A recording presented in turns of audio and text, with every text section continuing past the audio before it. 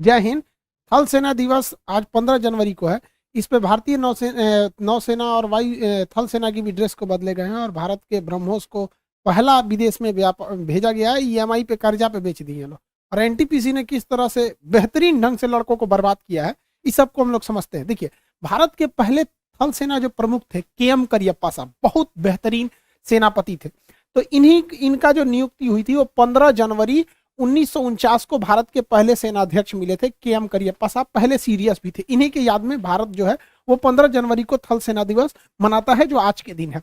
इस दिन क्या किया गया, भारतीय सेना का जो कॉम्बैट ड्रेस है, लड़ाई लड़ने वाले ड्रेस है, इसको चेंज किया गया। ये काफी पुराना मॉडल है, देखने में हमारी इसके साथ भावनाएं भी जुड़ी हैं, लेकिन ये लड़ाई के दौरान छुपते थे सैनिक, तो आराम से पता चल जाता था।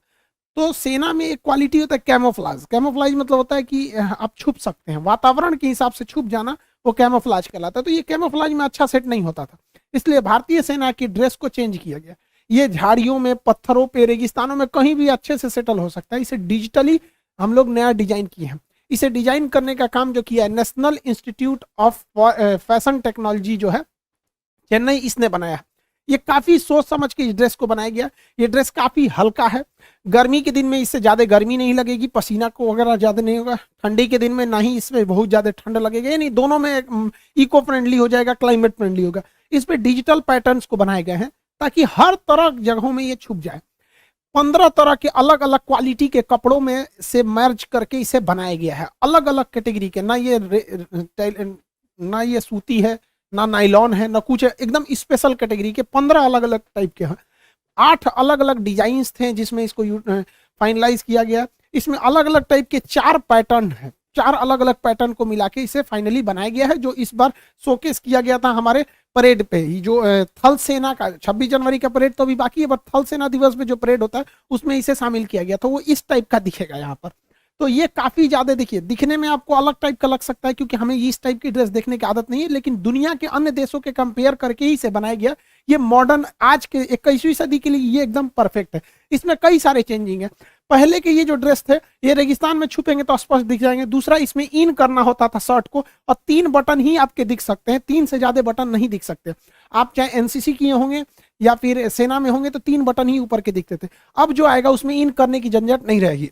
इससे क्या है कि सेना वालों को काफी रिलीफ मिलेगा, कहीं पहाड़ वगैरह पे चढ़ने में काफी आसानी होगी। बेल्ट लगाएंगे, बेल्ट अंदर रहेगा, आर्मी की बेल्ट बहुत जबरदस्त होती है, बट इन करने का झमेला नहीं रहेगा। दूसरा, ये कैमोफ्लाज। कैमोफ्लाज मतलब अगल बगल के जगह के हिसाब से हमारा ड्रेस दिखता है या नहीं, तो कैमोफ्लाज के हिसाब से ये बहुत बेस्ट है। जैसे यहाँ देखिए, ये सैनिक पहाड़ के अंदर से यहाँ पर यूएस आर्मी का ये ड्रेस है, तो इसमें अगर हम लोग ये वाला ड्रेस पहन के अगर गए रहते हैं तो कैमोफ्लाज अच्छे से नहीं हो पाता। और देखेंगे पहाड़ी या रेगिस्तानी एरिया में ये वातावरण के हिसाब से ये बेहतरीन ढंग से कैमोफ्लाज कर गया, लेकिन अगर ये वाला ड्रेस यहाँ पे अगर फिट किया जाएगा तो देखिए इजीली ये डिटेक्ट हो जाएगा। इसलिए कैमोफ्लाज अच्छा हो सके इसलिए आर्मी ने भी अपने ड्रेस को चेंज किया। हालांकि नेवी पिछले साल ही अपने ड्रेस को चेंज की थी। आप देखिए, आर्मी का ये कॉम्बैक्ट ड्रेस है, जबकि नेवी का कॉम्बैक्ट ड्रेस पिछले साल ही चेंज हो गया था। नेवी के ड्रेस में देखिएगा ब्लू वाला हिस्सा ज्यादा है। इससे क्या होगा कि अगर ये समुद्र वगैरह के एरिया में कहीं जाते हैं तो समझ में नहीं आएगा दुश्मनों को कि समुद्र है या वहां पे कोई कचड़ा वगैरह या पेड़ पौधा गिरा हुआ है। इससे छुपने में काफी ज्यादा सहूलियत हो जाएगी नेवी को।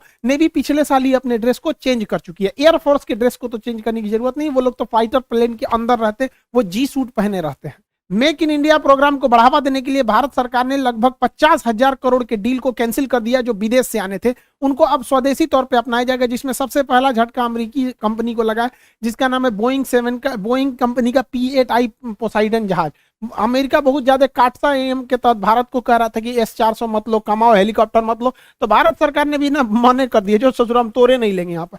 हालांकि दुनिया का सबसे बेहतरीन सबमरीन हंटर माना जाता है P-8I को। ये हवा में उड़ते ही क्या करता है, समुद्र में कहीं भी अंदर पनडुब्बियां रहती हैं तो उसे ये मार सकता है, तो इसे चेंज किया। एक्चुअली ये बहुत महंगा है, केवल 6 ठो का प्राइस 13,000 करोड़ है। तो भारत सरकार ने कहा कि भैया ये सारी चीजें इंडिया में ही बननी चाहिए, क्योंकि आपको पिछले वीडियो में एक बार बताए थे C295 हम लोग जो हॉक खरीद रहे हैं उसमें ही सब चीजों को हम लोग फिट कर सकते हैं। तो जो हम लोग 13,000 करोड़ कर रहे हैं वो हम लोग अगर इंडिया में बनाएंगे तो यही चीज की चीजें सेम टू सेम चीजें हम लोग को 7 से 8,000 करोड़ में बन जाएगी। दूसरा एक और चीज प्लान कैंसिल किया हो गया हम लोग का, कामाओ हेलीकॉप्टर। हालांकि ये बहुत बेहतरीन हेलीकॉप्टर है, ये भी सबमरीन हंटर है। इसके नीचे जो लगा होता है, ये लगा होता है रडार, ये नीचे से सबमरीन को पकड़कर डिटेक्ट कर लेता है सबमरीन कहां पर छुपी हुई है। लेकिन इसमें दिक्कत क्या था, काटसा एक्ट के तहत इसका इंजन सैफरॉन इंजन फ्रांस बना रहा था, तो अमेरिका ने फ्रांस को कह दिया कि तुम रूस को इंजन मत दो, तो रूस ने कहा कि हम दूसरा इंजन लगा के भारत को देंगे। भारत ने कहा तू सबसे दूसरा इंजन बनाएगा, वो कैसा होगा कैसा नहीं, प्लाने कैंसिल कर देते। हालांकि भारत को ये नहीं करना चाहिए था, क्योंकि कामाओ हेलीकॉप्टर काफी सस्ते थे। ये लगभग 6,000 करोड़ में हमको 150 हेलीकॉप्टर मिल रहे थे, तो बहुत सस्ता था, इससे सस्ता हेलीकॉप्टर नहीं था। तो ये काफी ज्यादा जरूरत था। हालांकि हम लोग चाहते तो फ्रांस से इंजन डायरेक्ट खरीद लेते, बॉडी खरीद लेते रूस से, कहते कि भैया हम रूस से खरीदे काम, तो बस असेंबल कर रहे हैं यहाँ पर, और फ्रांस दे भी देता। फ्रांस के साथ बहुत ज्यादा मतलब अमेरिका की दोस्ती नहीं चल रही है, ऑस्ट्रेलिया के मैटर को लेकर फ्रांस और अमेरिका में अभी दुश्मनी चल रही है। हम ये क्यों कह रहे हैं कि ये बहुत ज्यादा जरूरी था, क्योंकि हमारे पास P-8I पहले से मौजूद है, तो P-8I काफी दूर तक जा सकता है। तो हम लोग क्या करते, अगर ये हेलीकॉप्टर रहता तो पास के एरिया में हम अपने हेलीकॉप्टर को डिप्लॉय कर देते, कोई भी पनडुब्बी नहीं आ पाती। और रही बात दूर के एरिया में, तो दूर के एरिया में हम लोग ये P-8I विमान को तैनात कर देते। यहाँ पर P-8I जो है, P-8I ये सबमरीन हंटर है यहाँ पर। तो आपको क्या लगता है, हम लोग को ये ले लेना चाहिए? हालांकि भारत सरकार अभी इस पर विचार कर रही है, मेक इन इंडिया के तहत इसे बनाया जाएगा। दूसरा, all train combat vehicle. All train का मतलब था कैसे भी जगह, उबड़ खाबड़, पानी, कीचड़, कहीं भी जाने वाला कॉम्बैक्ट जो गाड़ियां होती हैं, इसे भी भारत खरीद रहा था। लेकिन अभी भारत सरकार ने मना कर दिया, कहा कि हम इसे अब मेक इन इंडिया के तहत इंडिया में ही बनाना होगा, हम बाहर से इसे नहीं खरीदेंगे। इसमें सबसे अच्छा पहल टाटा ने किया है। टाटा इस तरह के कॉम्बैक्ट व्हीकल बना के देने के लिए तैयार है। और टाटा का लोहा ट्रक देखिए ना, टाटा का कितना मजबूत होते हैं सब, तो इसके लिए टाटा को सैल्यूट, उसने बहुत बेहतरीन काम किया यहाँ पर। दूसरा, quick reaction surface to air missile. SAM का मतलब होता है सरफेस टू एयर मिसाइल, जहाज को मार के गिराने वाले को सैम कहते हैं। लॉन्ग रेंज रहेगा तो LR सैम रहेगा, मीडियम रेंज रहेगा तो MR सैम रहेगा। बस लॉन्ग रेंज है तो LR रखिए, सैम सब में रहेगा surface to air. Medium range है तो MR सैम हो जाएगा, शॉर्ट रेंज है तो शॉर्ट रेंज हो जाएगा। एकदम फटाक से हमला करने वाला था, quick response surface to air missile. तो ये भी विदेश से खरीदा जा रहा था। इसमें सबसे आगे था इस दौड़ में इजराइल, लेकिन भारत ने कहा कि नहीं, इसे हम स्वदेशी तौर पर ही विकसित करेंगे। अच्छी बात है, ताकि हम लोग स्वदेशी तौर पर विकसित करेंगे तभी जाके हम लोग आगे जाके एडवांस कर पाएंगे।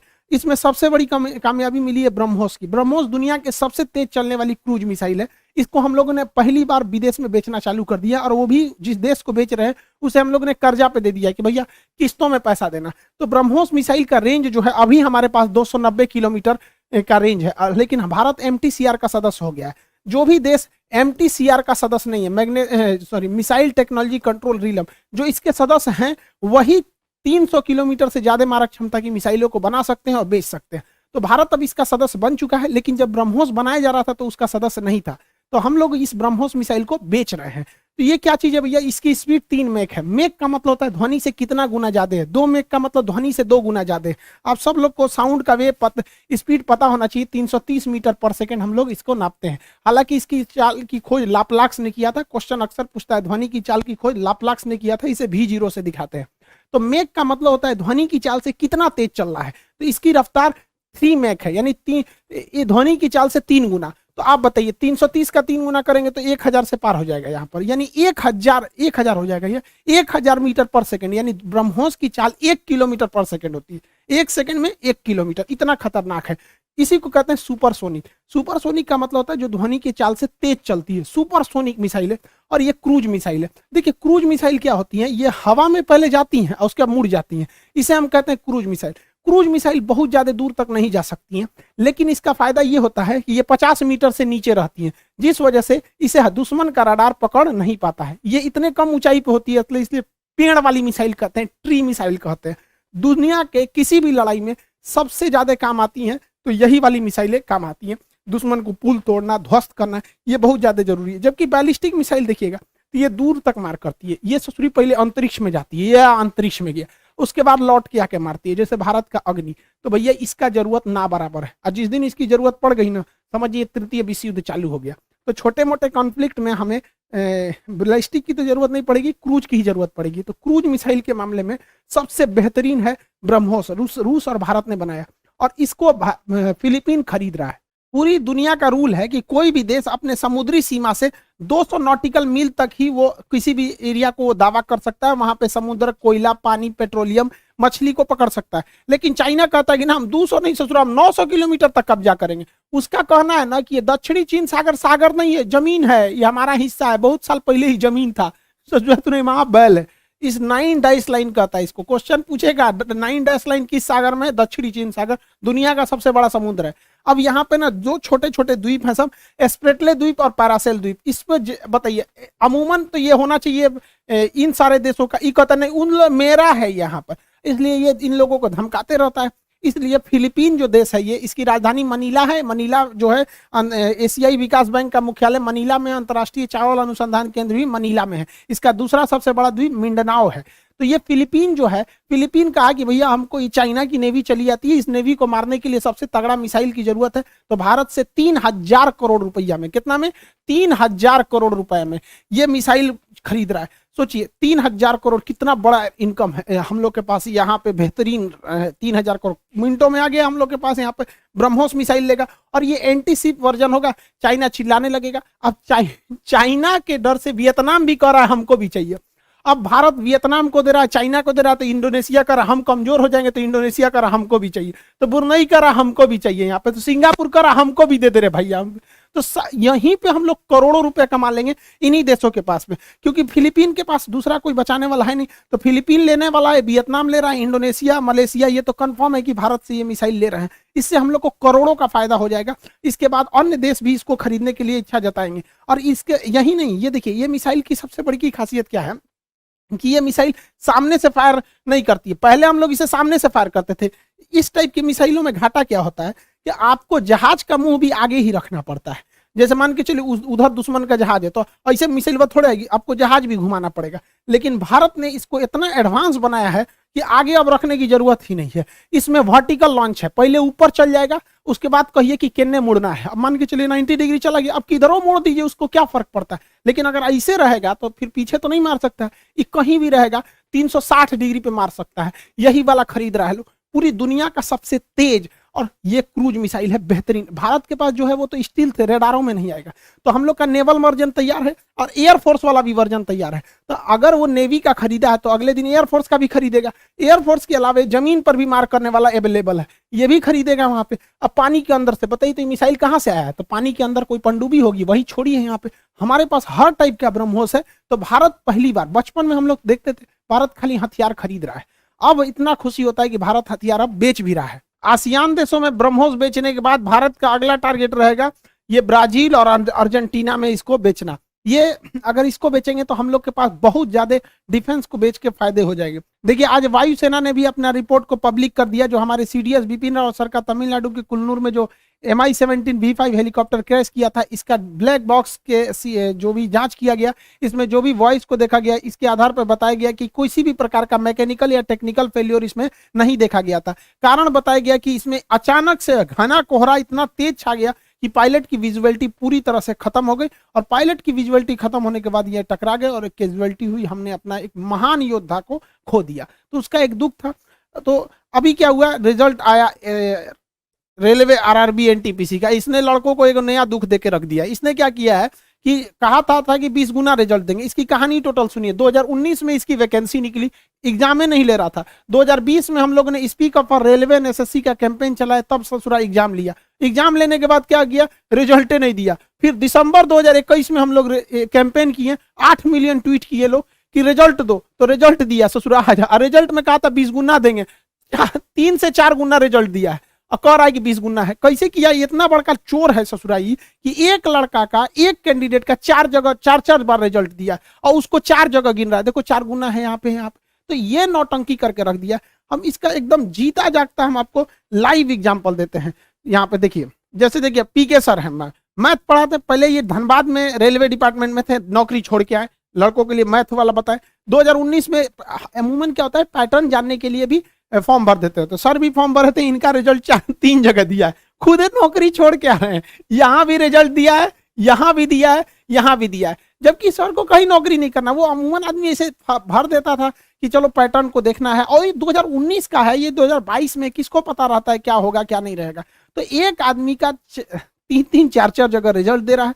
अब सर को तो ऑलरेडी जॉब छोड़ के आए हैं और उसके बाद से कहाँ जॉब करेंगे, इनका 3-3 जगह रिजल्ट दिया, बताइए। अरे भैया पहले रिजल्ट दे देते, सबका एक लिस्ट निकालते, जिसका जैसा नंबर उस हिसाब से रिजल्ट देना चाहिए था, लेकिन नहीं, सोच रहा एक के बार में 3 आदमी का दे दिया, बाद में सिलेक्शन एक ही जगह का होगा। यहाँ पे जो सीट बच जाएगी उस सीट को बेच दिया जाएगा ब्लैक में, वहां पे यही तो हो जाता है यहाँ पे।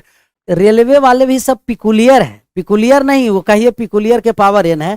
जैसे हम लोग सर एग्जाम में बैठते रहते हैं कि पैटर्न देखते हैं कि जो स्टूडेंट को पढ़ा रहे हैं वो उस पैटर्न पर आ रहा है कि नहीं, और क्या दिया जाए। तो हम दिए तो ये देखिए तीनों जगह हमको दिया गया, जिस प्रकार के पिछले बार जो एनटीपीसी में दिया रिजल्ट, जैसे पहले पीटी लिया गया, उसके बाद फिर पीटी में सबका रिजल्ट हुआ, उसके बाद मेंस में फिर साइको दीजिए अपना पोस्ट बाय पोस्ट, जिनका टाइपिंग था वो टाइपिंग दिया। लेकिन अभी क्या किया कि सर पहला ही बार पीटी में ही पोस्ट वाइज कर दिया, लेकिन ऐसे सरकार को नहीं करना चाहिए था। रेलवे चेयरमैन को मेन था कि सर पहले पीटी में सबका क्लियर कर देता, 20 गुना सिर्फ नाम मात्र का, लगभग 3 से 4 गुना। जैसे एक ही विद्यार्थी को 5 बार गिना जा रहा तो 4×5 20 गुना उसी को कर दिया। देखिए इसमें एक और समस्या क्या है, इंटर वालों को तो पूरा बर्बाद कर दिया है, इंटर वालों को तो मतलब ऐसा बर्बाद किया जिसका कोई हद नहीं, ग्रेजुएशन वालों को तो थोड़ा बहुत बक्सा भी है।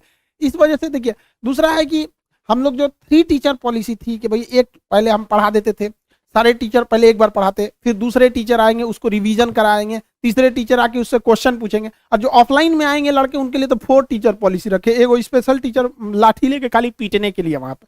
लेकिन बड़ा तकलीफ होता है इतना मेहनत करने के बाद भी लड़कों के लिए, जब जानबूझ के बर्बाद किया जाता है इस तरह से, तब काफी ज्यादा तकलीफ होती है। यहाँ पे लड़कों के लाइफ से खेल रहा है, और इसके लिए लड़के आप टेंशन नहीं लेंगे, आपके एग्जाम के लिए रिजल्ट के लिए हम लोग साथ खड़े थे।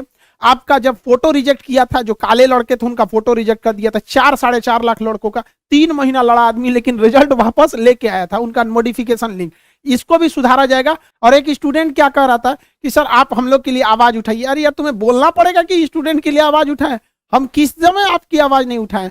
जब भी आपके साथ कोई समस्या होगी हमेशा आपके साथ खड़े रहेंगे, हमेशा आपके हक के लिए आवाज उठाएंगे। और जिस दिन खान सर आपके लिए आवाज नहीं उठाएं उस दिन समझ जाइए कि ऊपर वाले ने खान सर को उठा लिया। हम लोग बहुत जल्दी इसको वेल तरीके से सारे टीचर्स के साथ हम भी सबको कॉल कर रहे हैं कि आगे क्या रणनीति है, इसको कैसे सुधारा जाएगा, सुधार के हम लोग लिया जाएगा।